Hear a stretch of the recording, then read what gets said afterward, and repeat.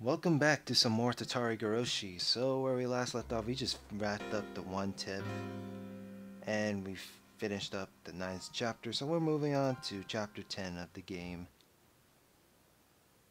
Sunday. The fireworks I heard before noon were probably to announce the opening of the festival. And the weather certainly wasn't festival weather, it was cloudy. The television forecast was calling for possible downpours starting this evening and lasting until around midnight. But as long as it wasn't raining at the moment, the festival would go on. The festival had to open, or it wouldn't begin. The Farouz Shrine grounds were probably decorated beautifully for the big performance that only happened once a year. Many paper lanterns were hung up, all in the auspicious colors of red and white. The sound of electric motors at the stalls. The voices of kids running around. Their happy families watching them smiling. Today was the festival of Watanagashi. Was everyone already partaking in the festivities? What about Satoko? Has she forgotten her days of suffering just for a few moments, while smiling that brilliant smile she had in so long? This would probably be the longest day of my life. It would be a day I would remember vividly for as long as I lived. I told my parents I'd go to the festival this evening and lounged about during the earlier afternoon. We may have lived under the same roof, but they couldn't help being surprised by the deviation from how I usually spent my time. Glancing at my parents out of the corner of my eye, I went to the front door. I tied my shoes just a little tighter than normal, as if to express the firmness of my resolve in those knots. When I decided to murder Satoko's uncle, I was in such a state of excitement I almost went crazy. And when I was planning out the act of a murder, which went directly against all the morals fostered in me thus far, I was in such a state of calm I almost thought I had lost my emotions. And then, yesterday, when I learned Satoshi had made exactly the same phone call as me, I didn't know how to describe the muddled feelings I had then. And now, entering today, right now I lacked all the emotions I possessed until now. To make a simple analogy, it was the kind of feeling you might get right after you wake up, when you're still half asleep and you don't feel anything very clearly. I had no anger towards that man for the violence he committed against Satoko, nor did I feel sadness towards or sympathize with her. I had no discontent towards my friends, who had just waited and watched, never reaching out to her with any help, and no nervousness or fear towards that day that had finally come. Yes, right now you could say I was in the best possible condition for carrying out a murder. When it came down to it, I would probably need to let my violent emotions take control. But right up until that moment, I would be like an insect. I would slowly, surely, and silently move towards my one objective, and then, when I had my prey, I'd attack like a bullet. There was no emotion in that, just a creeping mindset insects possessed. That sort of sneaking feeling was just the best. I would kill Satoko's uncle like he was a worm. I had to laugh a little at thinking that way, thinking like an insect. Tug. I tightened my laces one more time and walked out the door. I brought the shovel out of the front storeroom. I would need it to dig the man's grave. The shovel was a convenient one made for camping. If I twisted it like so and split it into three, I could easily hide it in my bag. I twisted the shovel and dismantled it, and even though I'd done it countless times before, I had trouble for some reason, like I was suddenly clumsy now. I knew why. It wasn't because I was nervous. My weak-willed self, deep within me, was hesitant. I knew that the act of dismantling the shovel was the first step I'd take to becoming a murderer. The last twist was conspicuously difficult, but it finally submitted before the strength of my determination. The area around Satoko's house was outside my circle of activity, but even just riding my bike in the middle of the day like this might seem suspicious to an observant person. I definitely wanted to avoid meeting and talking to someone I knew. With that in mind, I chose the route to my destination carefully. I didn't mind going a long way around. With how long this day would be, I could never be too careful after all. Still, I was fortunate enough not to run across anybody on my way to the planned site of the crime. I wasn't superstitious at this point, but it was a good omen. The place I would dig the hole was in this grove, a little further into the woods. I was worried I might not make it to the same place as before, since there were no signs to guide me. But I arrived there smoothly and as expected. I took another look around.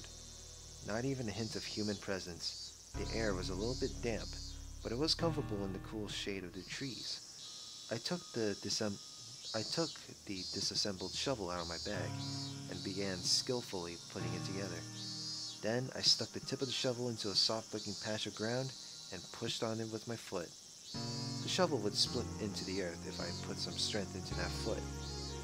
The act of doing so seemed awfully like the point of no return, and it made me hesitate. I was just digging a hole with the shovel, but it made me gulp hard. Calm down, Keiichi Marbara. Let's do a countdown. Get it done on the count of 3, okay? Alright. 1, 2... I couldn't do it on the countdown, despite it just being sticking the shovel into the ground, and I had to count down 5 or 6 times. Damn it, I'm just digging a hole. This is pathetic. As I thought that, I put strength into my heel like I was stepping on something unpleasant, and split came the sharp noise. Ooh.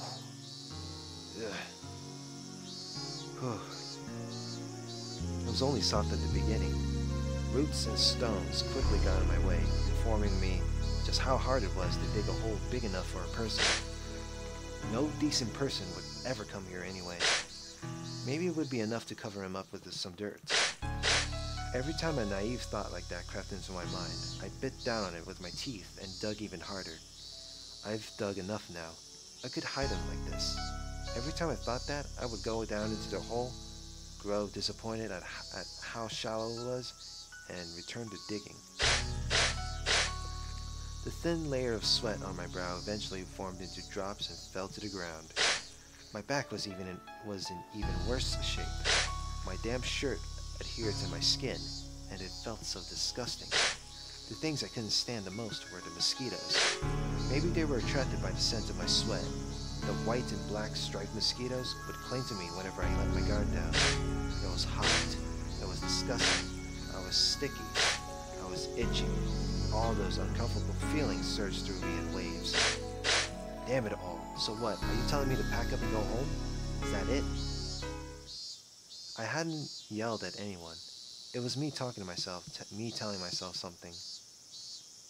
Why was I feeling this way and digging a hole all the way out here? What benefit would digging this hole give me?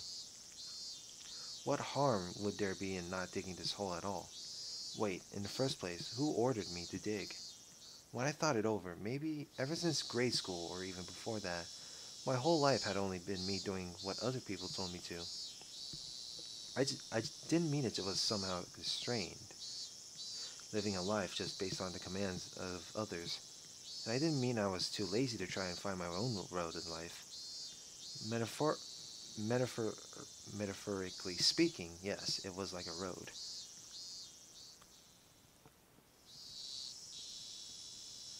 I'd never been particularly physically fit. I didn't hit puberty very early, and if all my classmates and I got in line, I'd usually be on the shorter end. My scores in jump rope competitions and marathons were at a very picture of average, and it wasn't like the captains of the dodgeball teams would have a passionate rock-paper-scissors contest to see which would get me. During those kindergarten and grade school years, it felt like someone was only worth how fast they grew and how fit they were. Looking back on it now, it was really uncomfortable for me. The thing that turned all that around was just a few words from my mother. Keiichi, would you like to go to a cram school? You'll better grasp what you are learning in school, and it will be more fun. The very first test I took at cram school was kind of like a game. It was a lot of fun. It wasn't like the test with the same exact problem dozens of times in a row. Every question had a picture to it, almost like one of those puzzle books that came with manga magazines. So, sounds fun. If my studies at school had been like this, it would have been way more fun. Well, not anymore.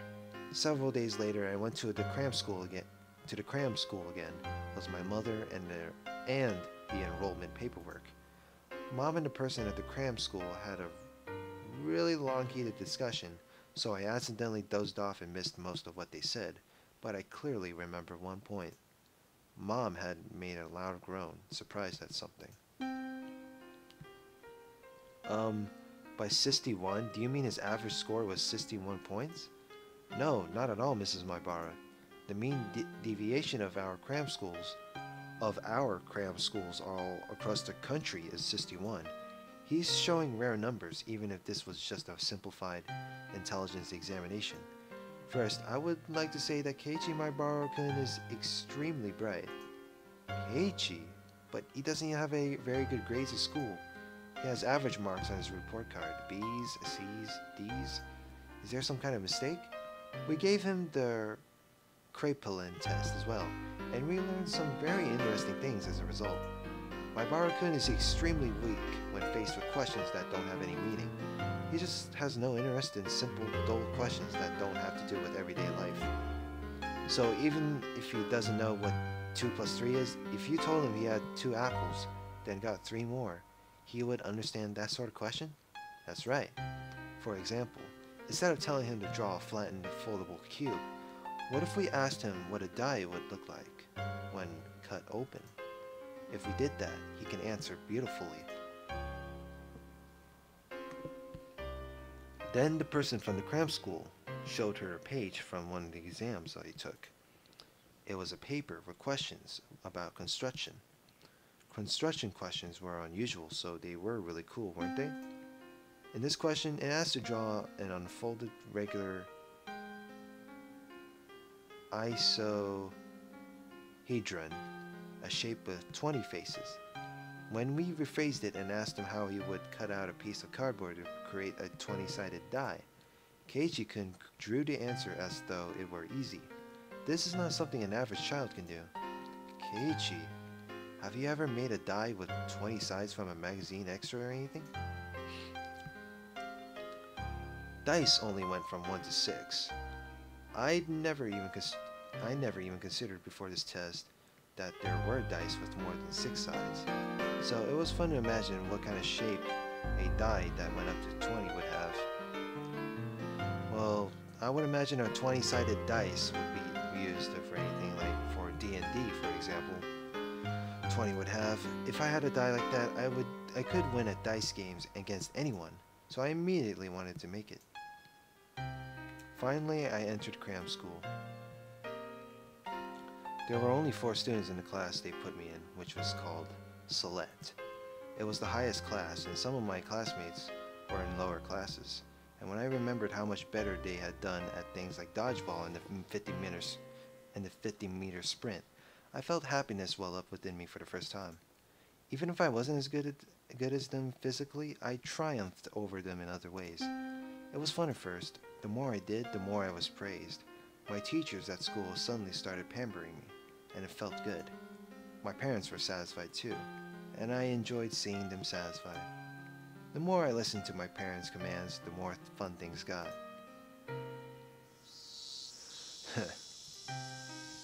That did happen, didn't it?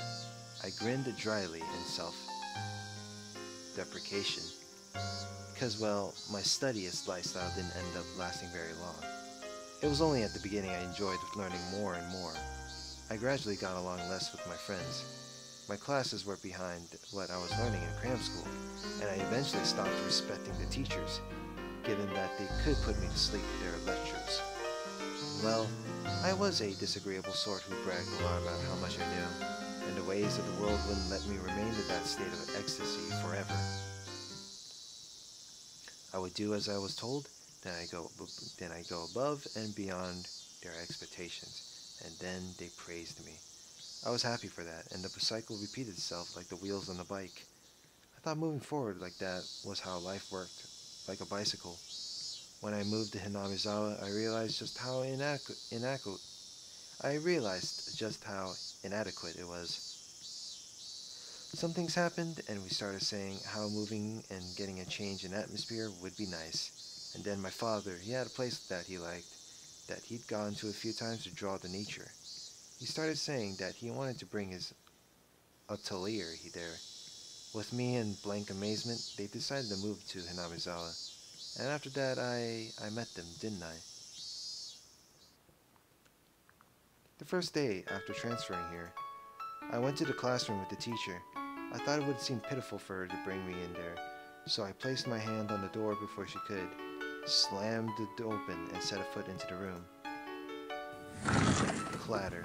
The thrilling, powerful way I opened that door was none other than my own determination to try doing my life over again. And then, within seconds, that determination took a hard counter to face. A blackboard eraser fell on me. Plus, there was a huge rock inside. It was an extremely painful trap someone had set up.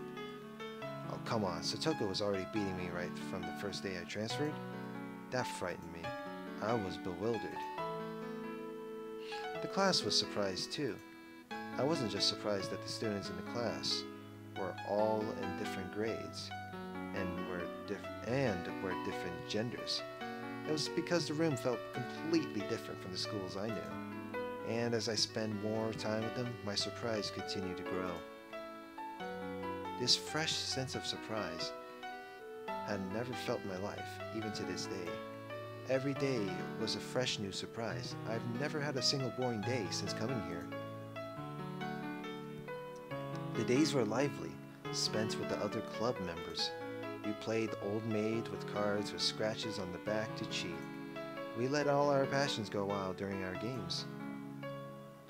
We went all out as regular participants in tournaments at the toy store in town, and many, many more things. Recently, during those times, there was the bento competition. It was then. That's when I saw an unexpected side to Satoko. Thinking back on it, I only ate dinner with her 2 nights. It was such a sweet, gentle time spent, and it warmed my heart remembering it even now. I realized that Satoko was pretending to be stubborn and firm, and how brave she was. Hard of her heart. Always waiting for her Nini to come home. And I vowed to become her Nini. Satoko may have been nagging and overly critical, but she knew how to take care of someone. But though it might have seemed like she was taking the lead, it was actually her way of depending upon another person. Even as Satoshi and Satoko's lives as siblings were confined by their uncle and his wife, they were still warm, sunny days. When did those sunny days all go wrong? What mistake was made? Lamenting tragedies of the past would do no good, and I told myself that so many times, but I did anyway. Keiichi, isn't that why you chose your own path? To take back that life? Nobody ordered you to do this. You decided on your own. You don't desire anyone's praise for this. You thought it all through yourself. You'll carve it out yourself, and you'll do it now. This wasn't a path I could see very far down, not like the road parents or society could offer. It was a narrow path, dark and utterly distressing, one for which the next step would always be shrouded in darkness. But that disheartening path would keep on going forever. It was an unlimited path, and there was nowhere it couldn't travel. The kind of path only available to those able to imagine where they wanted to go. Don't be ashamed at breaking from the brightly lit or paved road. In fact, feel proud that you found your very own path to walk. I hadn't discarded the paved road either. Once I achieved my goal, I would go back to that bright road, and then I'd spend those average sunny days at my leisure. Crush. When I realized it, the hole had grown so deep I couldn't believe it. Did I dig all this myself? I think digging this much is enough, right? I put my shovel into the bottom of the hole. I would drag the body here, throw it into the hole, and cover it up with dirt. Even if it took me time to camouflage it by putting plants on top, it would all go much more easily than digging this hole had. I glanced at my watch. It was almost evening, and I hadn't realized it. I may not have felt the time passing, but digging a hole this deep must have taken quite a lot of time.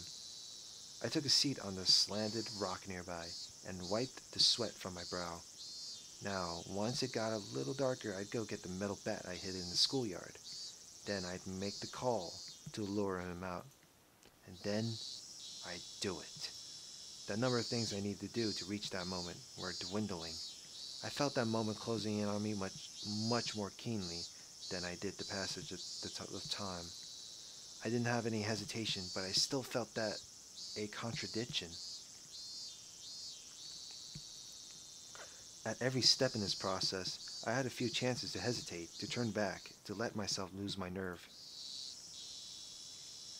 Having to endure those million temptations and wait for when the time was right was an indescribably slow and painful torture. I had thought myself acting all weak because of that, but I stopped midway through. This was okay. It was fine. I could detest the abnormal act of homicide as much as I wanted, and it didn't matter. I wasn't going to be a cutthroat killer after today. I would pass through this strange day and go back to the world I was in before. If I fell to the level of a psychopath who thought nothing of killing, I wouldn't be able to go back to my old life. So this was fine with me. I didn't have to feel ashamed at hesitating to kill, because I was human.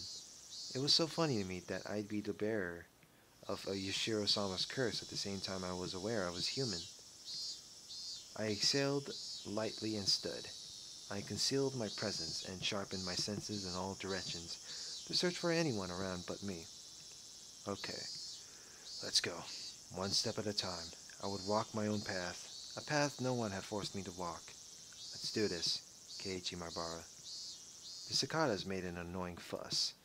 Their chorus covered up the suspicious noise of me breaking twigs underfoot, and their chorus filled the path far ahead of me, letting me know I would be alone for some time. The cicadas blessed up the path I walked, encouraging me with every last ounce of strength they had. The sky was far above. In not even an hour the veil of night would draw near, and the sky would be tinted with dusk. By that time, the Higurashi would let me hear their chorus in place of the cicadas. When that happened, would everything be over with? Would everything have ended? I said something along those lines when I left Satoka's fate up to a public agency. But this time was different. I would do it. I would carry it out. I would end it. It would all be over very soon. Everything would end. Yes, when the Higurashi cried.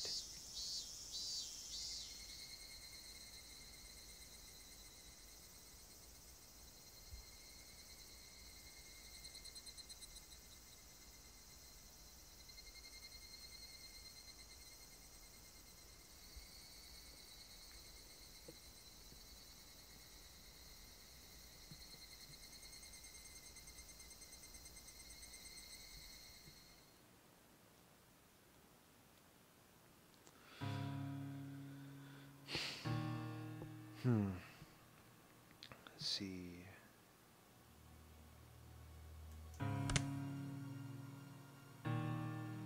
Alright, so let's see what happens here. So next part, let's see if he actually can get the metal bat from the school. So next part, we're gonna continue more of this. So like, comment, and subscribe, and see you guys later. Have a good one.